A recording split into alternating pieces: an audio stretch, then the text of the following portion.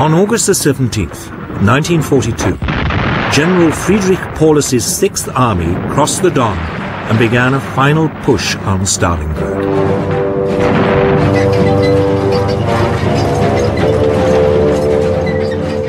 Six days later, one panzer thrust had reached the Volga River just north of the city, and German forces were fighting in the outer suburbs.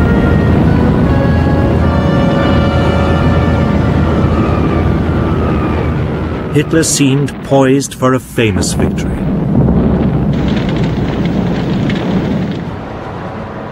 Stalingrad was an important industrial center.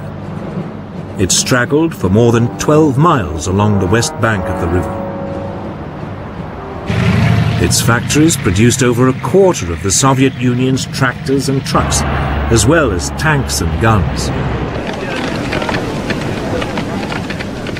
The Russian people had turned it into a formidable fortress. They had been helped by Hitler's decision to send Army Group B's panzers to the south. This had given them another 2 weeks to prepare.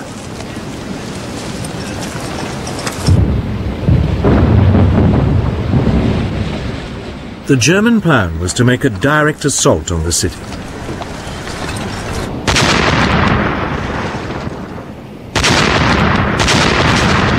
Now began one of the most prolonged and intense battles of World War II.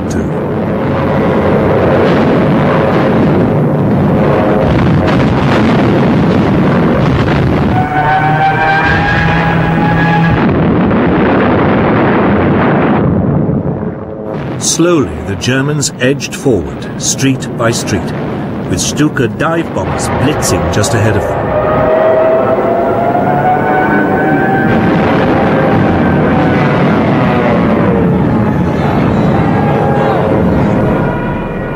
The fighting was savage, house to house, room by room.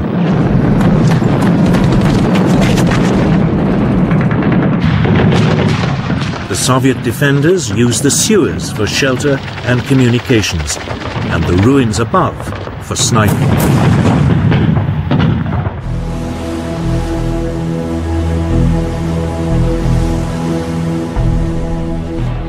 Russian reinforcements had to be brought across the river.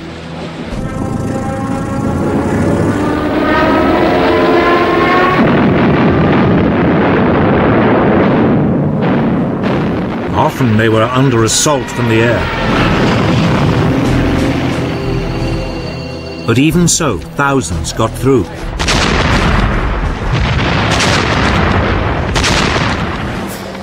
By late September, the Germans had pushed their way through most of the city, almost to the Volga. For Hitler, the capture of Stalingrad was now an obsession.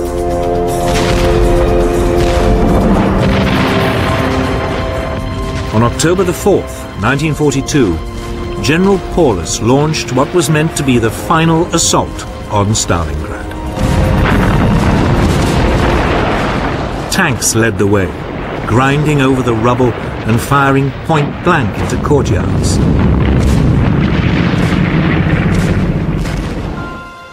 One German officer said, "The advance is measured in corpses, not meters."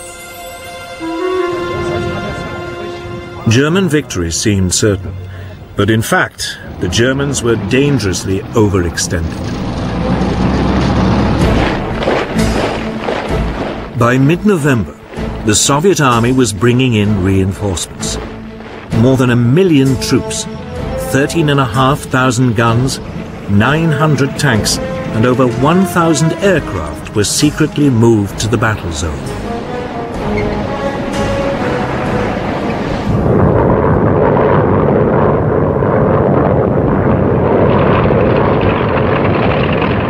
On November the 19th, they attacked the Germans' northern flank.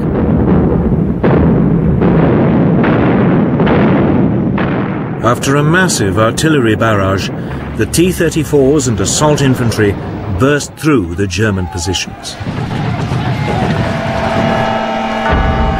Now it was the Germans who surrendered in their thousands.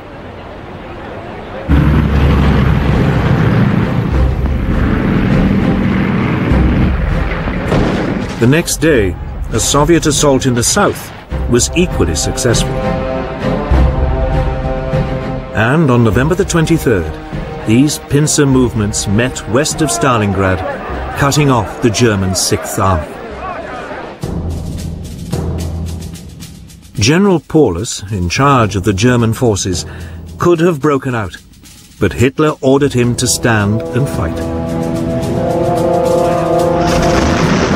The Führer had been assured by the Luftwaffe that sufficient supplies could be airlifted into Stalingrad. This was enough for him to announce that the German positions must hold out until relieved. To help Paulus, Field Marshal Erich von Manstein, the overall German commander in the region, launched Operation Winter Storm on December the 12th. It was an attempt by the German panzers to break the Soviet encirclement of the city.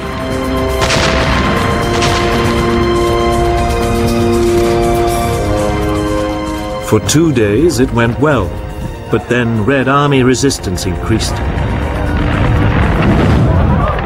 By December the 23rd, the German rescue attempt had ground to a halt about 30 miles from the city. Manstein advised the beleaguered Paulus to attempt to break out of Stalingrad. But Paulus wanted Hitler's permission. This was refused. It was probably too late anyway. Marshal Zhukov now unleashed the next stage of his master plan.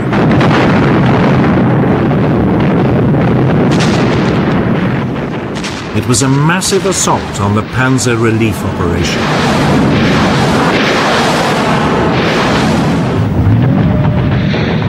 The panzers were pushed back, away from the city, and by the end of December all hope of relieving the German forces in Stalingrad had gone.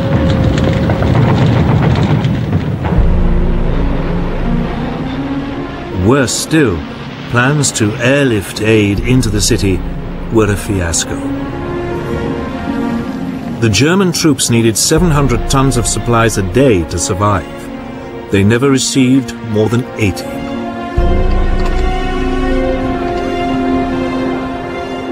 The weather was too bad, and the Red Air Force now commanded the skies.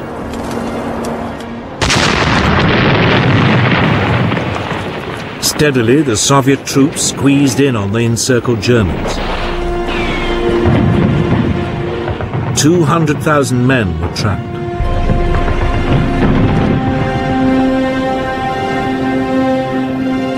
On January the 8th, the Soviets called on the Germans to surrender. They refused.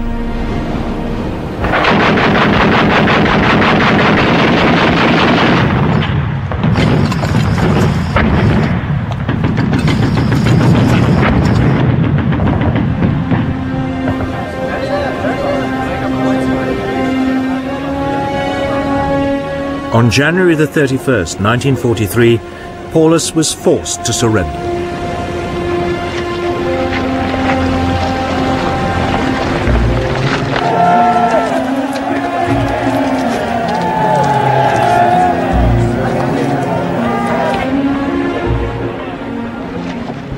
Over 100,000 men stumbled off into captivity. Only 5,000 would ever return to Germany.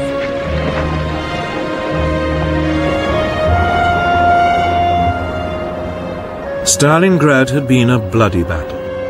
The Germans had been savaged.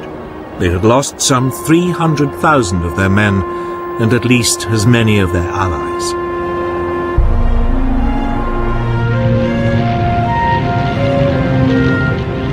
The Russians had lost about the same number, including thousands of civilians.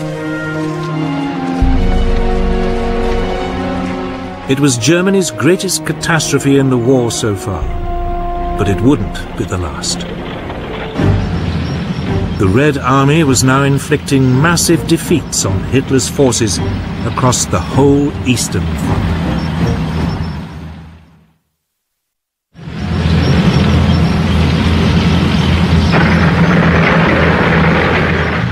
Stalingrad had been a great triumph for the Soviet army. Now its operational commander, Marshal Zhukov, set his sights on Germany's Army Group A, still camped in the Caucasus. Soviet troops thrust their way towards the mountains, and by early December 1942 were within 120 miles of Rostov. There was a real possibility all the German forces in the south would be cut off. With little choice, Hitler reluctantly gave Army Group A permission to fall back.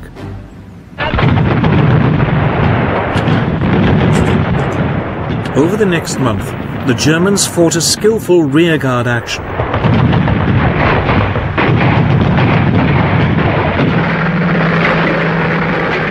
Hundreds of thousands of troops withdrew.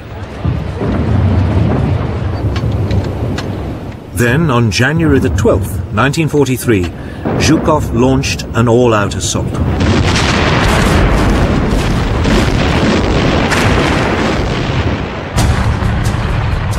The Soviets attacked along a 500-mile front.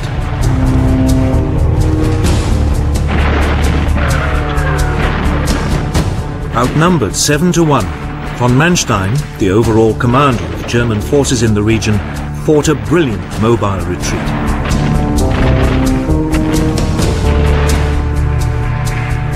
But by the end of February, the Red Army had recaptured both KURSK and Kharkov.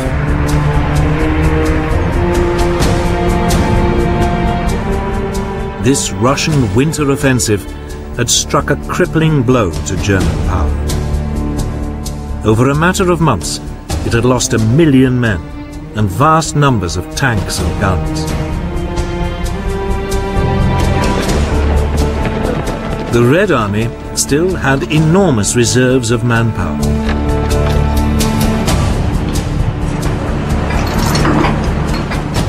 It was also benefiting from a huge increase in weapons production and aid from the United States and Britain. The Germans also no longer had the technological upper hand.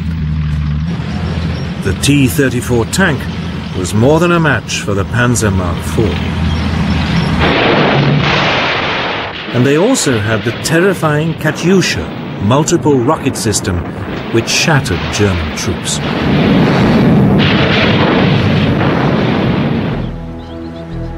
Yet Hitler refused to give up hope. He still dreamed of a preemptive summer assault that would throw the Soviet Union off balance and regain the initiative. The city of Kursk seemed the obvious place to start. Here, the Soviet assault had pushed a bulge deep into the German lines. It looked temptingly exposed.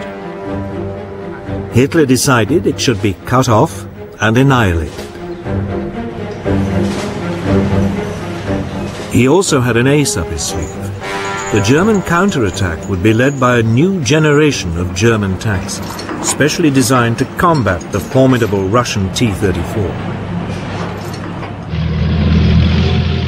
The massive but slow 55-ton Tiger had a lethal 88mm gun, and its frontal armor made it almost impervious to Soviet tank guns.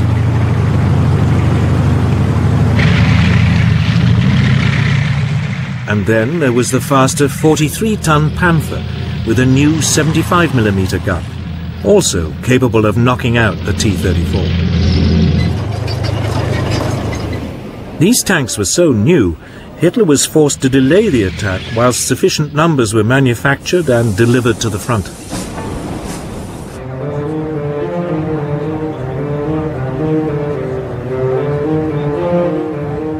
But even as the German forces began to assemble, the Soviet commander, Marshal Zhukov, guessed what was about to happen. Soon afterwards, he received information from a Soviet spy ring inside the German High Command, confirming the site of the attack. Zhukov ordered the construction of a series of defensive lines with anti-tank ditches, minefields and deep belts of barbed wire. He also massively built up Soviet forces in the area, pulling in troops and tanks from less vulnerable parts of the front.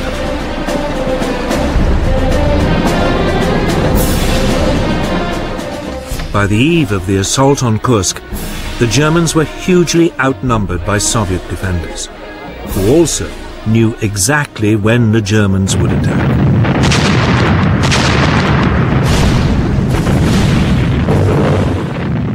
On July the 5th, 1943, just as the German troops prepared to assault, they were hit by a huge Soviet artillery bombardment.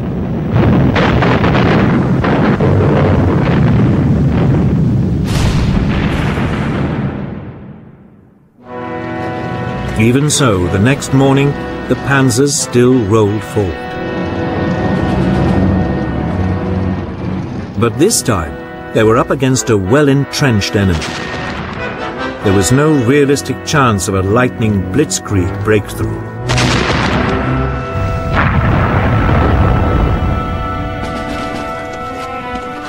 The results were disastrous. In the north, the German army gained a mere 6 miles for the loss of 25,000 men and more than 200 tanks.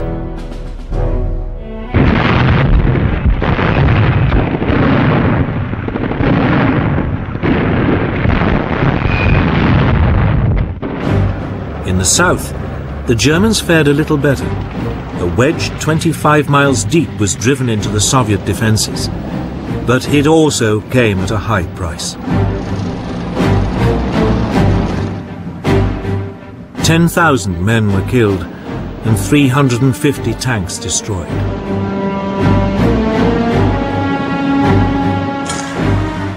But for a brief moment, it looked as if a German breakthrough might be possible.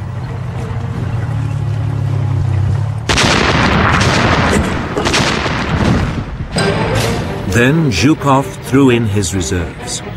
On July the 12th, 1943, 900 tanks charged into the German flank.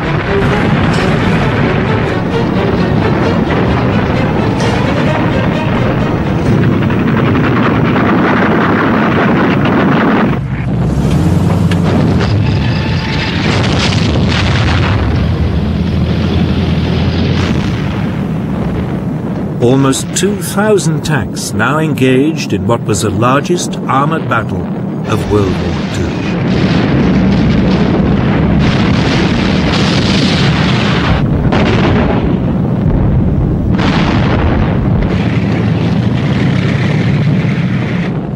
The Soviet T-34s drove into the German lines and opened fire at point-blank range.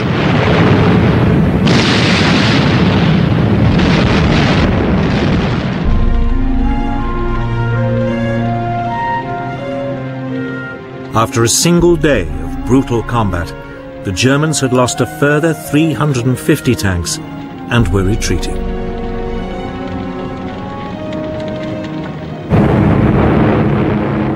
Meanwhile, overhead, there was an epic air battle. Eventually, the Soviet Air Force established supremacy over the Luftwaffe.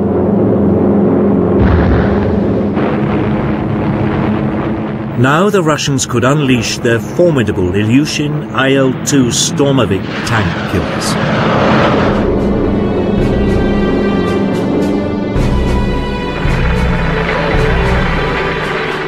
By July the 23rd, the Germans had lost any ground they had gained, and with it, the cream of their army.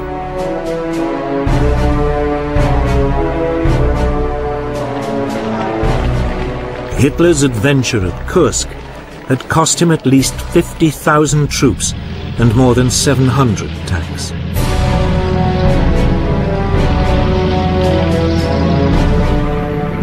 Never again would the Germans launch a major offensive on the Eastern Front.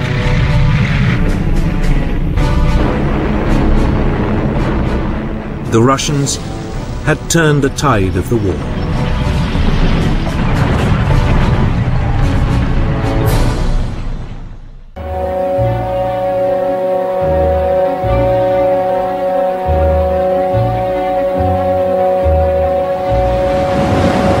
The longest battle of the Second World War was fought in the cold, grey waters of the Atlantic Ocean. After victory had been achieved, Britain's wartime leader, Winston Churchill, wrote, "The only thing that frightened me during the war was the U-boat peril." The Royal Navy's capital ships were no insurance against the toll taken by German submarines. The U-boats' prey were the Atlantic convoys, the fragile supply lines which carried food and raw materials to the British. If they were cut, Britain's war industries would wither and her people starve. The war against the U-boats reached beyond the high seas. There was a second secret war, fought from the grounds of this Victorian country house outside London. Without the codebreakers based at Bletchley Park, the Battle of the Atlantic, and with it the war in Europe, might have been won by the U-boats. For Winston Churchill and the British people, the statistics of survival were stark. In 1939, when war broke out, Britain needed to import 55 million tons of goods by sea to support its way of life. To do this, it maintained the largest merchant fleet in the world, 3,000 ocean-going vessels and 1,000 large coastal vessels. They and their crews were in the front line from the day war broke out in September 1939.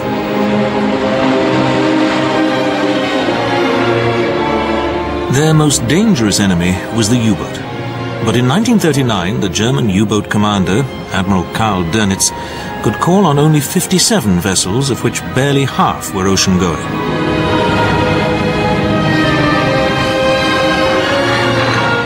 The British had faced the U-boats before. In 1917, at the height of the First World War, the U-boats had waged unrestricted war in the Atlantic. The results were dramatic. The U-boats nearly brought the British to their knees, drove the United States into the war, and hastened the introduction by the Allies of the convoy system. In February 1917, 259 ships were sunk by the U-boats. And in that month, the first Sea Lord, Admiral Jellicoe, had warned that Britain would run out of food and other raw materials by July. The Americans needed time to mobilize. Victory seemed to be within Germany's grasp.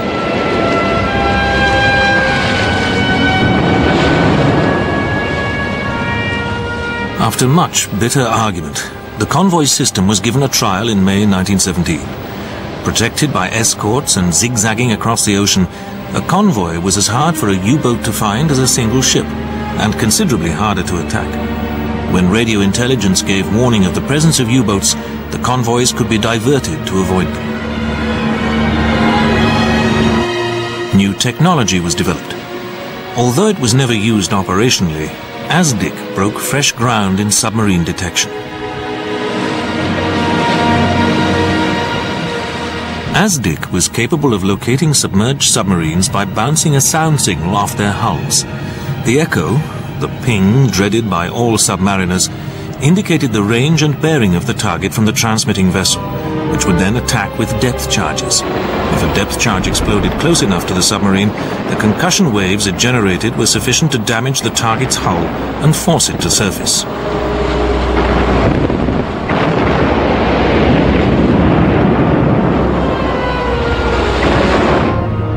In 1939, the Royal Navy's continuing worldwide responsibilities ensured that it dwarfed the Kriegsmarine. Aircraft carriers, with their ability to project air power over hundreds of miles, were assuming a critical importance. Cruisers were deployed around the world, but the Navy lacked convoy escorts. In Germany, Adolf Hitler had concentrated on building a surface fleet whose heavy units could act as commerce raiders.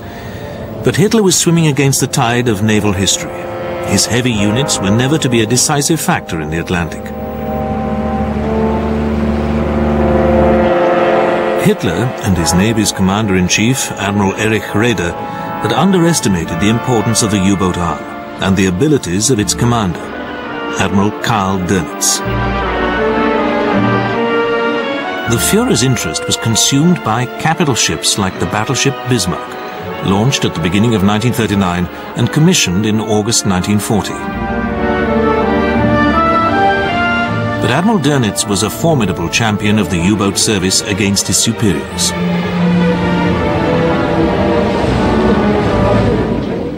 Karl Dönitz had joined the submarine service in 1916 and had been captured by the British in October 1918.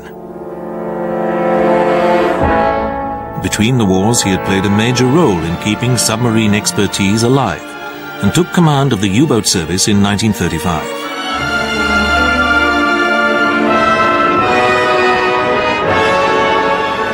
Dönitz was a fervent Nazi who had the ear of Adolf Hitler. But Dönitz was not to achieve his anticipated target of 300 U-boats until July 1942. Moreover, at the beginning of the war, Dönitz U-boats were under instructions not to sink unarmed merchantmen without warning.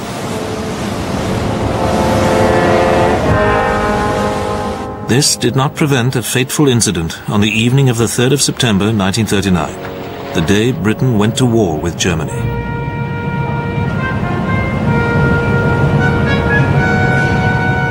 One of Dönitz's U-boats, U-30, accidentally sank without warning the British liner Athenia off the coast of Scotland. The U-boat's captain had mistaken Athenia for an armed merchantman. The sinking of Athenia prompted the British Admiralty to make an important strategic decision.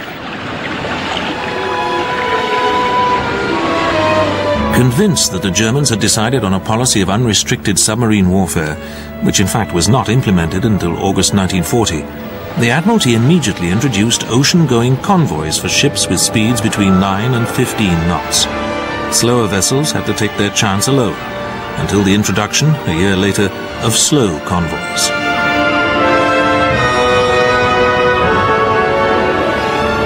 Shortly afterwards, the Royal Navy took delivery of 50 elderly American destroyers for use as convoy escorts. The British paid for them by granting the United States 99-year leases on a number of air bases in the Caribbean.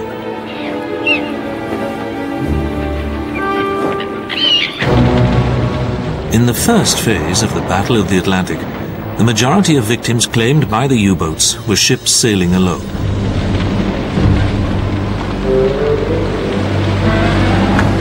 The U-boats also scored significant successes against British warships, sinking the battleship Royal Oak at Scapa Flow and the aircraft carrier Courageous while she was on anti-submarine patrol.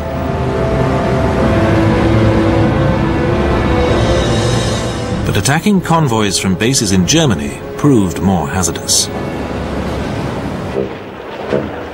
The situation changed dramatically after the fall of France in June 1940. One of the most significant spoils of the campaign was access to the French Atlantic ports and a springboard for U-boat operations in the Atlantic. Hitler ordered the construction of bomb-proof U-boat pens in bases on France's northwest coast. The command center was at Lorient, in Brittany.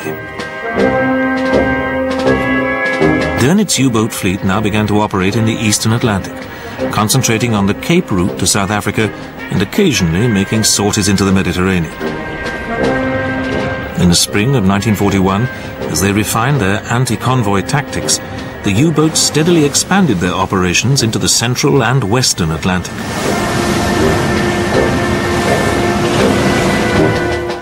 The limited Allied air cover for the convoys left a tempting mid-Atlantic gap, which the U-boats were able to exploit.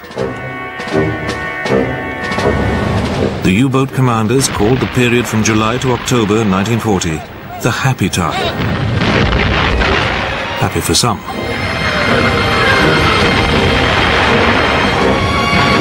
In these months, they sank 217 ships for the loss of only 2 U-boats. Most of their victims were still sailing on their own.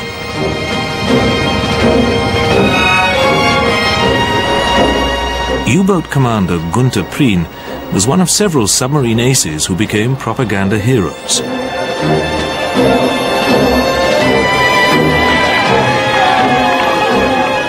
Dönitz's commanders and crews enjoyed rich pickings during the happy time. The medals they won reflected their success.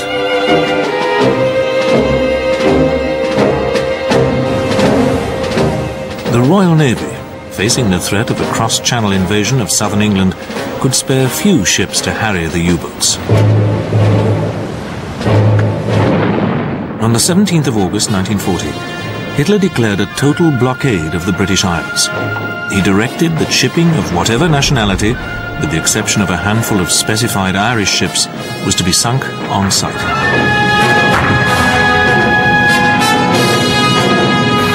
For the British, the crisis was compounded by the accelerating rate of U-boat production.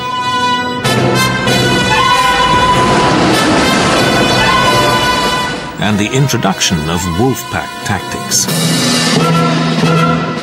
Dönitz was keenly aware of the mathematical disadvantage under which the U-boats labored. Because the speed of a submerged submarine was often lower than that of a merchant ship, a lone U-boat captain wrongly positioned to attack a convoy would have a long wait before another came along. Even then, he would have no guarantee that he would be correctly positioned to deal with the new target.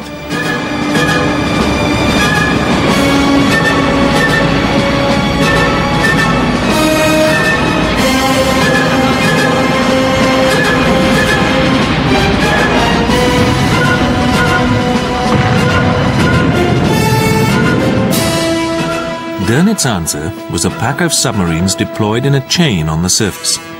The wolf pack could identify the approach of a convoy across a wide band of ocean and concentrate against a target by radio command from the shore. In a wolf pack battle, the convoy escorts would be overwhelmed by weight of numbers, leaving the convoy defenseless.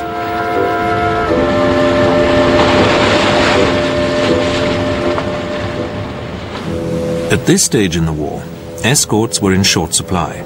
On average, 3 destroyers and a corvette to every 40 merchantmen on a 3,000-mile voyage across the Atlantic. ASDIC, the echo-sounding equipment used to detect a submerged U-boat, was useless beyond 1,000 yards and gave only range and bearing, not depth. Depth readings would not be achieved until 1944.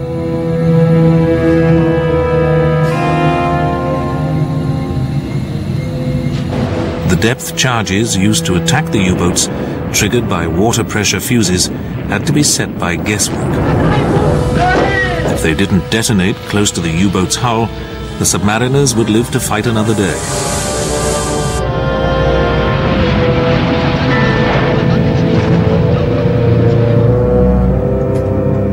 In a close encounter, the U-boats tracked their hunters with the aid of hydrophones.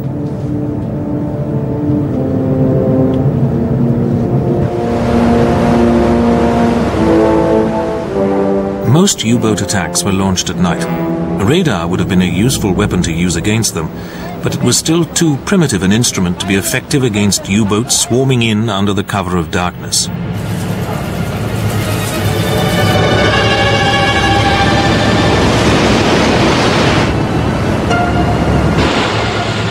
Even communication between the escorts and the escorted was inadequate, conducted as it was by signal lamps, sirens and flags.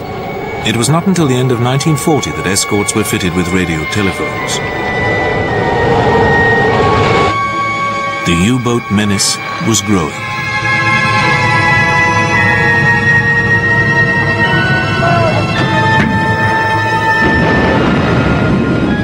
And for the moment at least, Dönitz seemed to hold most of the cards. But even during Britain's darkest hour, in July 1940, with invasion looming, the Royal Navy was beginning to fight back. At Tobermory, on the Scottish island of Mull, headquarters of the training base HMS Western Isles, escort commanders learned their trade under the watchful eye of the hard-driving Commodore Gilbert O. Stevenson. Stevenson, who was dubbed the Terror of Tobermory, instilled a new discipline into his trainees, which was to save many cargoes and many lives.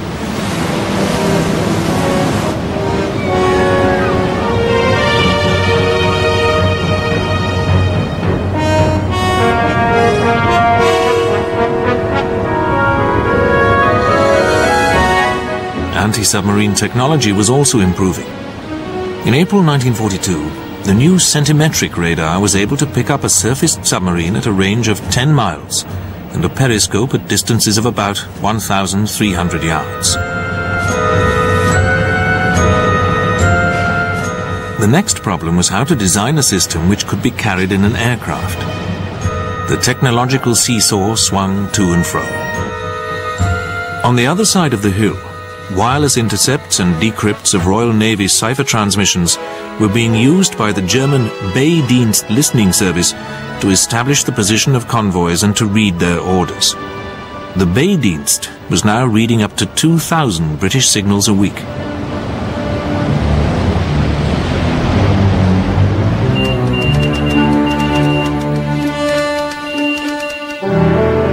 But German intelligence had a potentially fatal weakness in its own armor. Each U-boat carried an Enigma encoding machine. British codebreakers at Bletchley Park were reading the encoded Enigma messages transmitted back to Lorient in Morse code and also intercepted by the British Y listening service.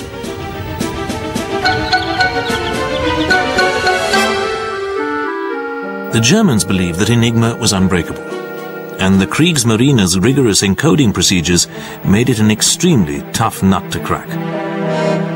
The Enigma machine resembled a typewriter, but one in which the letter whose key the operator struck could be substituted by another in the remarkable number of 150 million ways.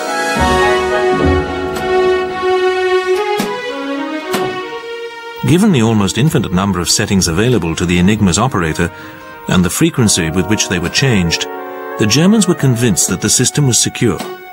It was not until June 1941 that Bletchley Park broke into the naval Enigma.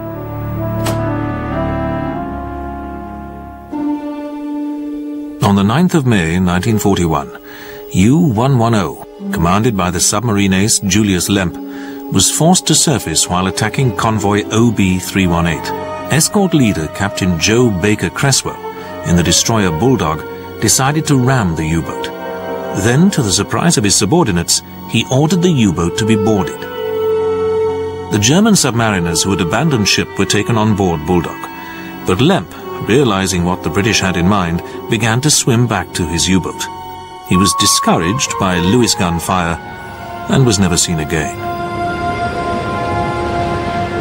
U-110 was boarded, and a treasure trove of code books and minefield charts was recovered.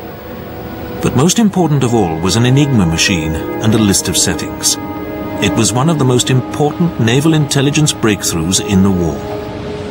Bulldog took U-110 under tow, but the submarine quickly foundered. To the end of the war, the Germans assumed that the U-boat had taken her secrets to the bottom. From the moment of Baker Creswell's brilliant stroke of initiative until February 1942, Bletchley Park could read high-grade German naval signals traffic without delay and pass it to the Admiralty's tracking room.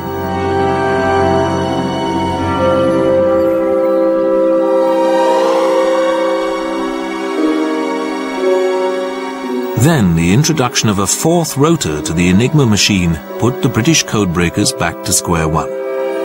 But in November 1942, HMS Petard captured one of the new rotors from U-559 in the Mediterranean. Once more, the flow of signals could be deciphered. The decryption of the Enigma signals made it possible to reroute convoys away from concentrations of U-boats.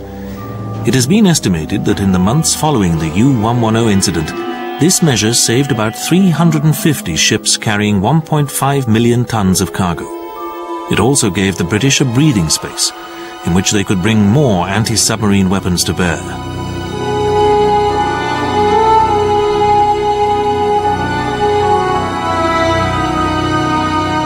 High-frequency direction finding, or HUF-DUF, enabled escorts to detect and locate U-boats shadowing their convoys from the transmissions they made to U-boat headquarters. Convoys could then be rerouted, or, if they were available, aircraft summoned.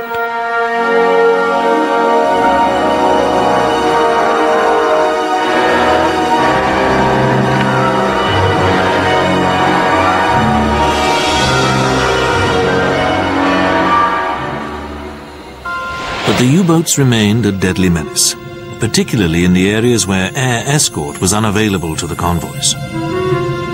The U-boats often worked in tandem with the long-range Focke-Wulf 200 Condor reconnaissance bomber. The Condors acted as a spotter for the Wolfpacks and also attacked shipping themselves. Sometimes it was the U-boats which called up the Condors to attack convoys with their cannon and 4,000-pound bomb load. When they hit convoy HG-53 in February 1941, the Condors sank 5 ships.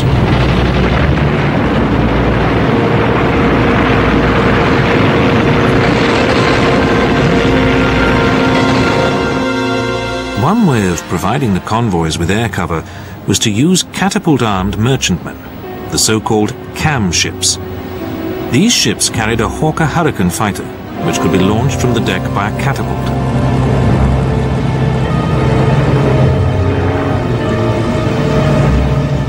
After the mission, the pilot had either to ditch his aircraft in the sea close to the cam ship or to parachute from it. Escort carriers were also introduced.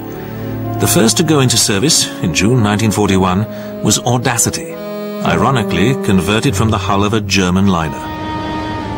Later in the war, escort carriers mass-produced in the United States were to be the hub of self-contained strike forces dedicated not merely to protecting convoys, but to taking the fight to the U-boats. Audacity herself proved so successful that Dönitz offered a prize for her destruction. The end of December 1941 saw a furious running battle between convoy HG-76 and a large Wolfpack. Both sides took heavy casualties. One of the victims was U-567, commanded by Dönitz's top-scoring ace, Engelbert Endras. Another was a carrier Audacity, sunk by 4 torpedoes fired by U-751.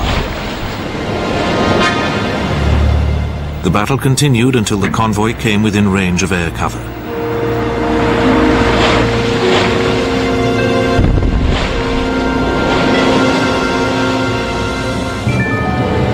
The United States had entered the war in December 1941, after the Japanese attack on Pearl Harbor.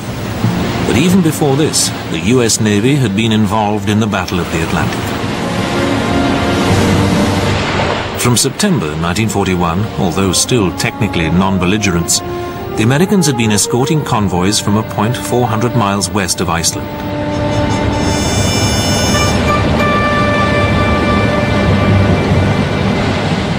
Now that the Americans were combatants, however, the U-boats enjoyed a second happy time, as they plundered unescorted shipping off the eastern seaboard of the United States. From January 1942, up to a dozen U-boats were cruising in these waters, and in the Gulf of Mexico at any one time. They were to enjoy rich pickings, moving south in February, where the bright lights of Miami still blazed for tourists. The U-boats' range and endurance were extended by the so-called Milchkau submarines, which could carry 450 tons of fuel, as well as the 206 tons they needed for themselves. First in service was U-459, fueling U-boats north of Bermuda. By August 1942, 5 were operational.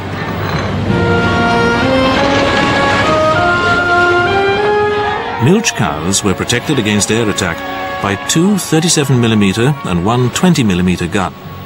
But in the end, all but one of the Milchkaus was sunk wholly or in part by anti-submarine aircraft. In the first 3 months of 1942, the U-boats sank 1.3 million tons of shipping, a kill rate 4 times higher than that achieved in the Atlantic in 1941.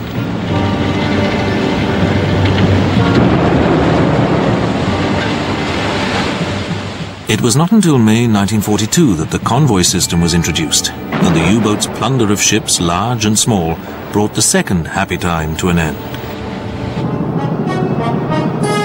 The US Navy also introduced a new approach to air cover in the form of semi-rigid airships.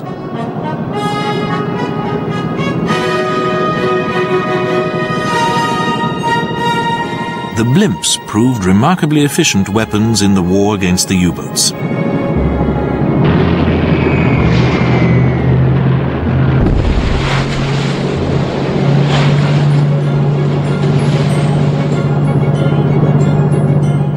By now, the U-boats had acquired a formidable enemy.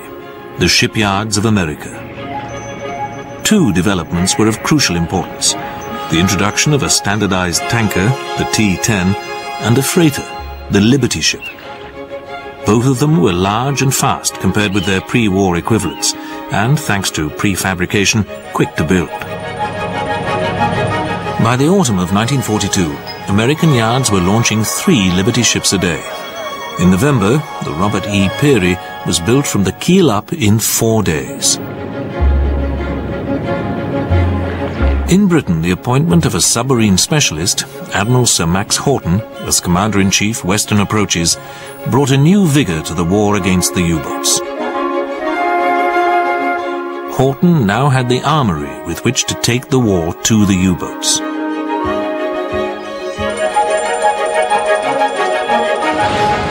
By the middle of 1942, the Battle of the Atlantic was still evenly poised. The U-boats' new Shark Key had once more drawn a veil over their Enigma traffic. The US Navy and the Royal Canadian Navy, which was undergoing a wartime expansion from 6 to 400 ships, were still learning the basics of convoy protection.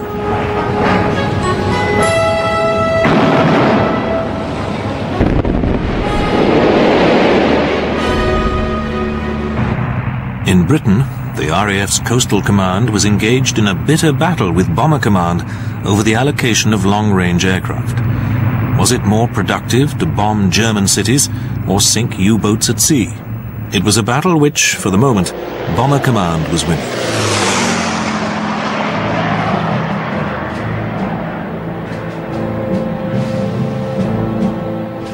And now, for the first time, Dönitz had the 300 U-boats which he needed to sever Britain's Atlantic lifeline.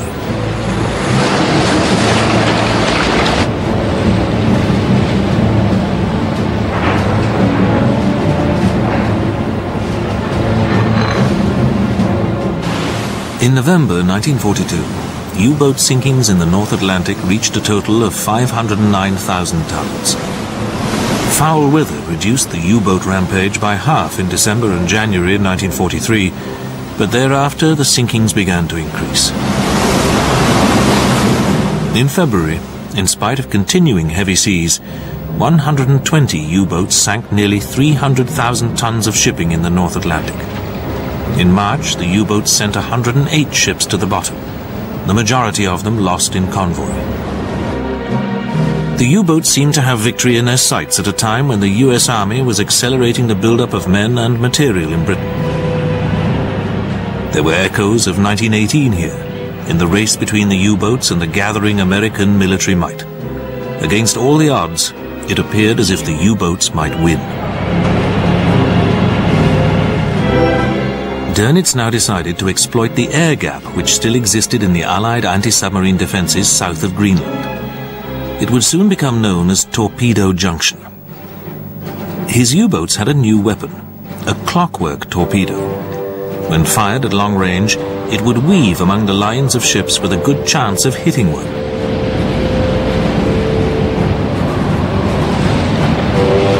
In March, a furious battle was fought by 2 convoys eastbound from America, in which 40 U-boats sank 22 out of 90 merchantmen and one of their 20 escorts.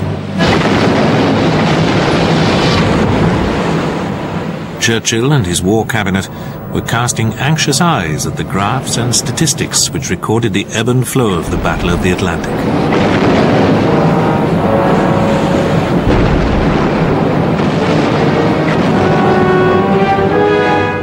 But in this relentless war of numbers, it was Dönitz who was about to receive a nasty shock, for the Allied losses reflected only part of the picture.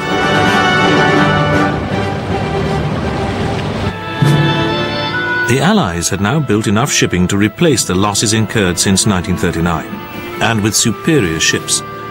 In contrast, U-boat losses were beginning to equal launchings at a monthly rate of 15. The tide was swinging in the Allies' favor.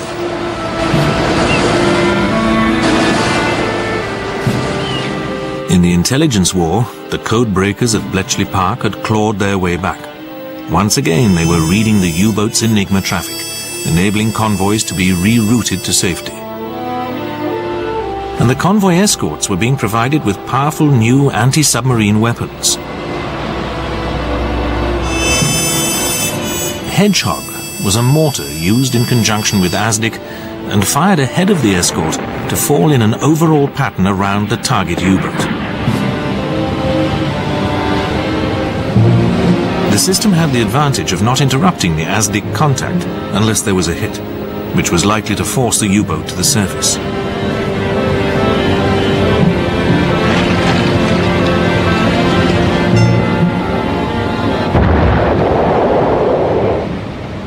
Support groups led by escort carriers now began to seek out and destroy the harrying U-boats.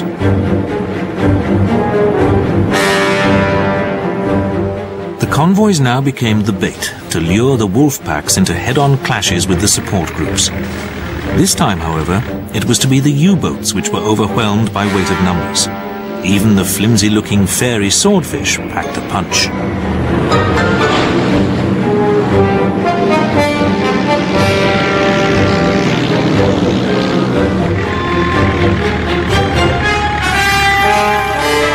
Allied technology provided the key.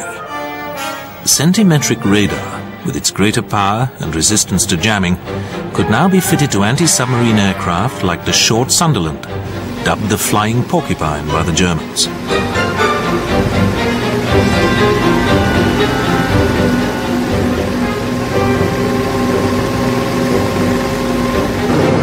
The mid-Atlantic gap, in which the U-boats had wrought such havoc, was to be closed by the Americans' Very Long-Range Liberator, which flew from bases in Northern Ireland, Iceland and Newfoundland. These aircraft were to be the nemesis of surfaced U-boats.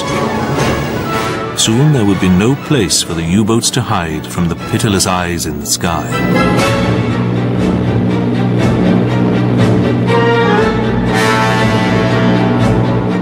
The cavity magnetron was the key to centimetric radar. In March 1943, a magnetron valve fell into German hands. But astonishingly, the Germans refused to credit the British with the ability to develop such a high-frequency air-to-surface radar. In fact, British work on the radar was nearing completion.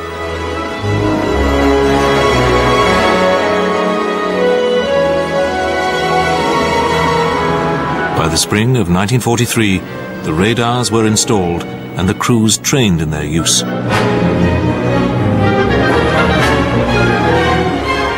U-boat losses began to rise.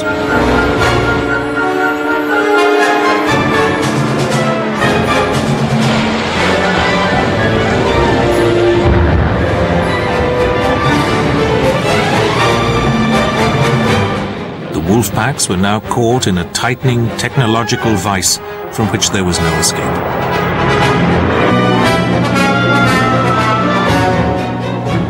The air power wrested back from the bomber offensive by Coastal Command was taking its toll. In May, U-boat losses reached 43, more than double the replacements waiting in Germany.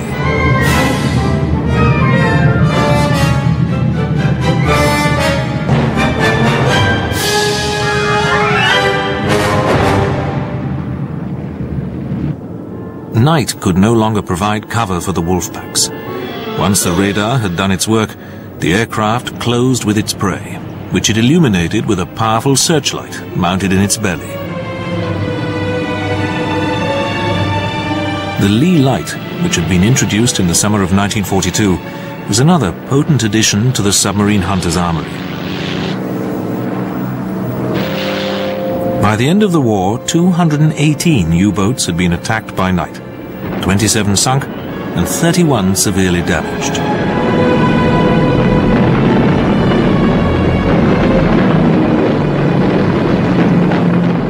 Escort carrier aircraft were now armed with the Mark 24 mine. The Mark 24 was in fact a torpedo, which homed on the noise of a U-boat's propeller.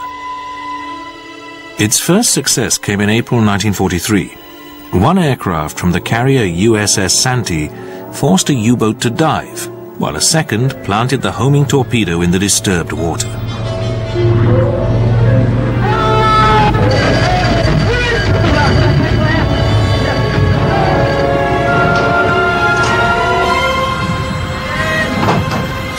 The air threat was now throttling U-boat operations. At first, Dönitz ordered his U-boat commanders to fight it out in the Bay of Biscay, but mounting losses forced them to make their passage to the North Atlantic submerged. By May 1943, there were no longer any air gaps in the mid-Atlantic for the wolf packs to exploit. Their patrols were scattered. When they concentrated, Allied aircraft were waiting for them.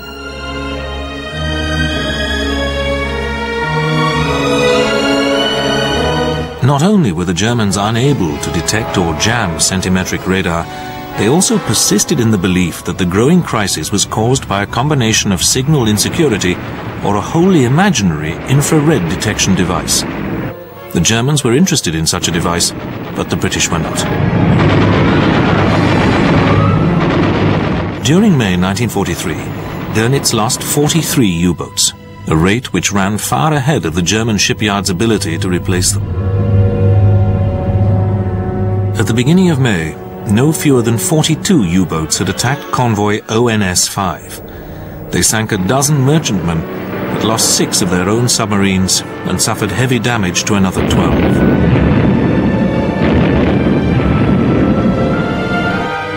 On the 24th of May, Dönitz bowed to the inevitable and withdrew his wolf packs to lick their wounds. Dönitz later wrote that it was at this moment that he knew the Battle of the Atlantic was lost. But this did not mark the end of the U-boat war. Urgent research was undertaken on new designs with more powerful electric motors which would boost underwater speeds from the usual 7 to 18 knots.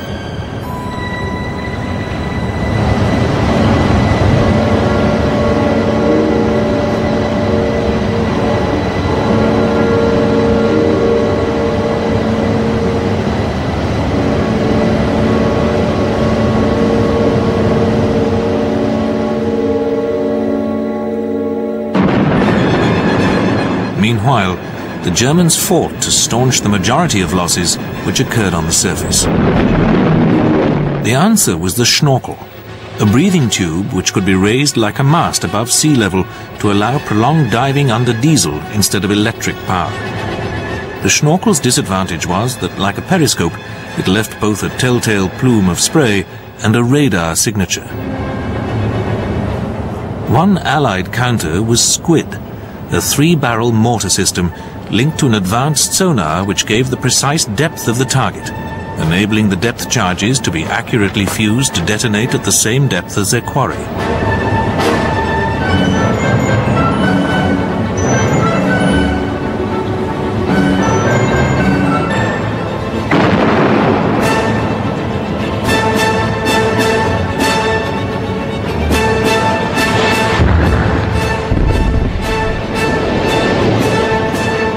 In September 1943, the wolf packs returned to their hunting grounds in the North Atlantic, planning to wreak havoc on Allied convoys with their new acoustic torpedoes.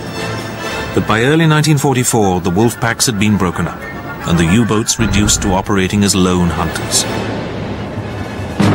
In June 1944, as the Allies established a bridgehead in Normandy, the U-boats were committed to an attack on the invasion forces. But as the British and Americans moved inland, the U-boats sank only 6 ships, while losing 11 of their own. As the Allies overran France, Dönitz lost his U-boat bases covering the Bay of Biscay. By the closing stages of the war, the Germans had completed a number of advanced U-boat designs, the most promising of which was the Type 21. This had advanced engines and a large battery capacity which made it faster submerged than on the surface. But although 120 were commissioned, only one, Type 21, saw action in the last week of the war. The German surrender gave the men of the Royal Navy the chance to examine their adversaries at close quarters.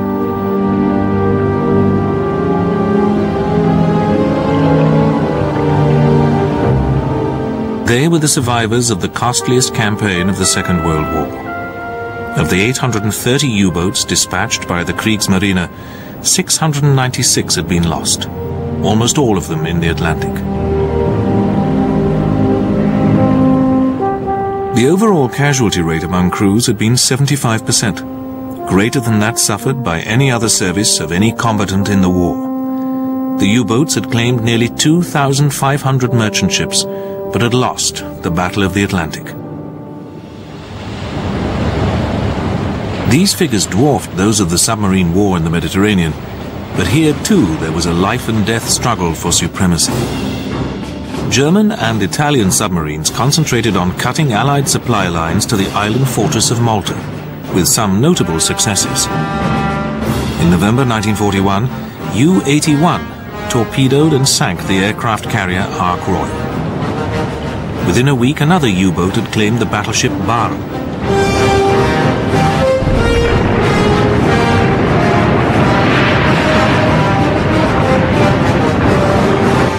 But the Allies scored a more critical success in starving the Africa Corps of the supplies needed to sustain its campaign in the Western Desert. The commander of the Africa Corps, Erwin Rommel, was utterly dependent on the Axis convoys sailing from Italy. But they suffered crippling losses at the hands of British submarines and aircraft.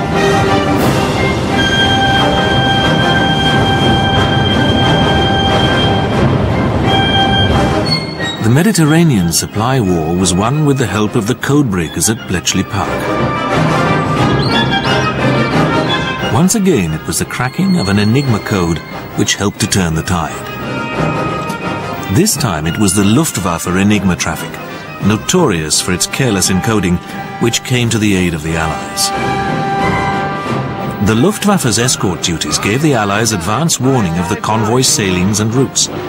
Submarines and aircraft were then vectored onto convoys.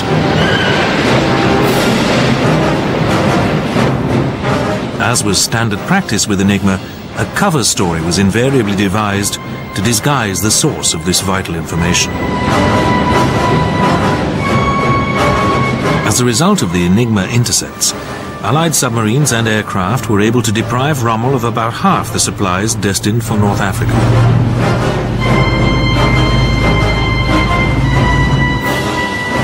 Axis warships and aircraft battled to keep the convoy routes open, but these losses were to prove critical when the Desert War reached a climax at the Battle of El Alamein in November 1942. Allied submarines had played a major role in turning the tide in North Africa.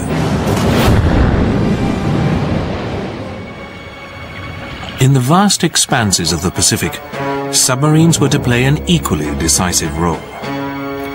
Japan had no natural resources of its own and depended utterly on a huge merchant fleet for food and raw materials.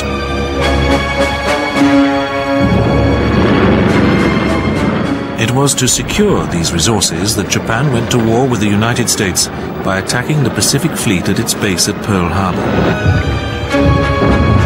Within 6 months of launching the attack on the 7th of December 1941, the Japanese had carved out a huge empire in the Far East and Pacific. At the beginning of the war, both navies had larger submarine fleets than the Kriegsmarine.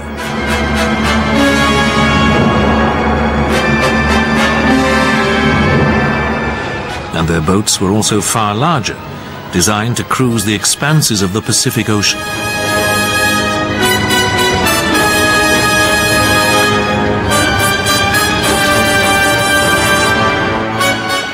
But the Japanese plans for their use differed radically from those of their main opponent or the Kriegsmarine. Their Naval High Command envisaged its submarine forces as an adjunct to the surface fleet, engaging the enemy's battleships and aircraft carriers in major actions.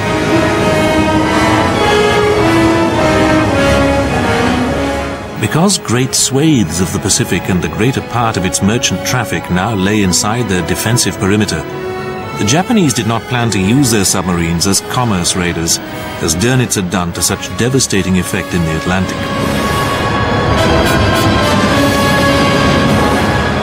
This proved a fundamental error, as attacks on heavily escorted warships resulted in heavy losses for little return.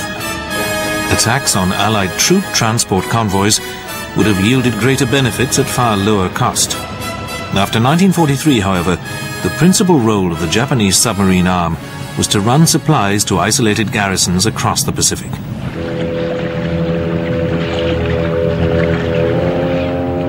In contrast, from the moment the United States declared war on Japan, the US Navy initiated a policy of all-out war on the merchant shipping which underpinned the Japanese Empire.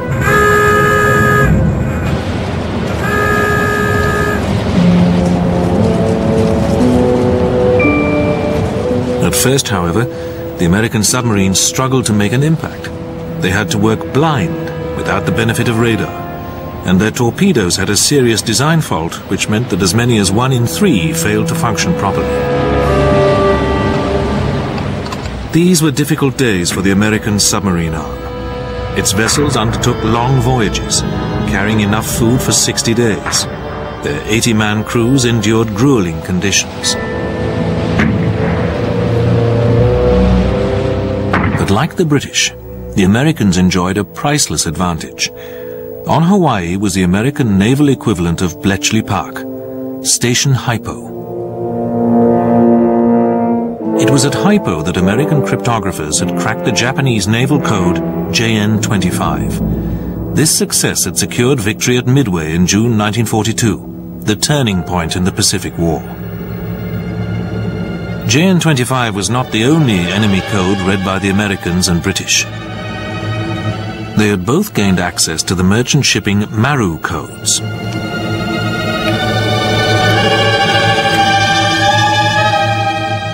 The records at Bletchley Park preserve details of the enemy convoy's cargoes, destinations, and ultimate fate. In the Atlantic, access to enemy codes had enabled the vital rerouting of convoys away from the waiting wolfpacks. In the Pacific, it enabled American intelligence to direct submarines towards their quarry. And in such a huge theater of war, this information, coupled with the introduction to submarines of radar, was decisive.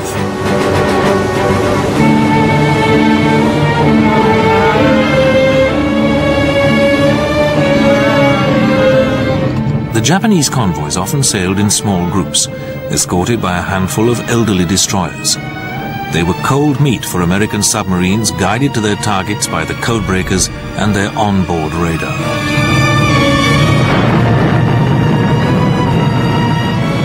In the first 6 months of 1944, submarine and aircraft attacks slashed Japan's oil supply by 75%. Throughout the course of the war in the Pacific, American submarines sank nearly 5 million tons of shipping.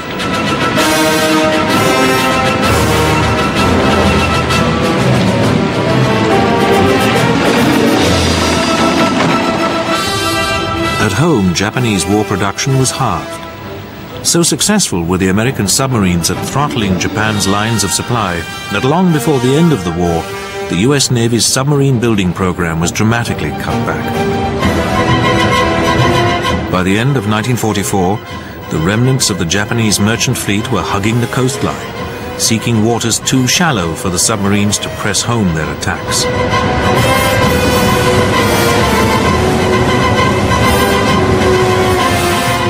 The submarines were running out of targets, and the Japanese were running out of food. With the oil tap turned off, motor transport and heating fuel vanished. Japanese industry ground to a halt. At the end of the war, the submarine's quarry included German U-boats running the Pacific Gauntlet to Japan. Enigma intercepts identified many of their cargoes. These included dismantled jet aircraft, material for the Japanese atomic bomb project, and ironically, a large consignment of Enigma machines. When the war came to an end in August 1945, there were still some 5 million Japanese fighting men and 11,000 aircraft in the field. But they could not move without the food and fuel denied them by American submarines. In addition to destroying 1,178 Japanese merchant ships, American submarines had sunk 214 Japanese warships and served as supply ships and as transports to put commando forces ashore. They had also laid mines and rescued downed pilots. But their major wartime achievement had been to cut Japan's supplies of raw materials. For the loss of 49 submarines, theirs had been a vital part in Allied victory. In the warm waters of the Pacific, the American submariners had achieved what Dönitz U-boats had come so agonizingly close to securing in the grey waters of the Atlantic. Here, it had been a close-run thing.